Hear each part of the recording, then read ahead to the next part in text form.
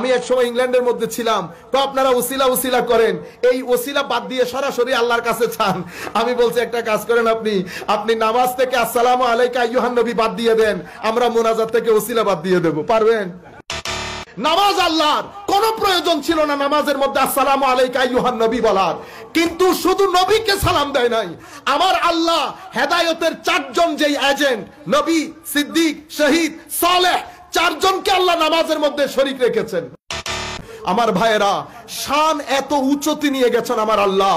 আপনি দেখেন আজানের মধ্যে নবী আছে, নামাজ আমার আল্লাহর। আমি এক সময় ইংল্যান্ডের মধ্যে ছিলাম, তো আপনারা ওসিলা ওসিলা করেন, এই ওসিলা বাদ দিয়ে সরাসরি আল্লাহর কাছে চান। আমি বলছি একটা কাজ করেন, আপনি নামাজ থেকে আসসালামু আলাইকা আইয়ুহান নবী বাদ দিয়ে দেন, আমরা মুনাজাত থেকে ওসিলা বাদ দিয়ে দেব। পারবেন? পারবেন? নামাজ আল্লাহর, কোন প্রয়োজন ছিল না নামাজের মধ্যে আসসালামু আলাইকা আইয়ুহান নবী বলার, কিন্তু শুধু নবীকে সালাম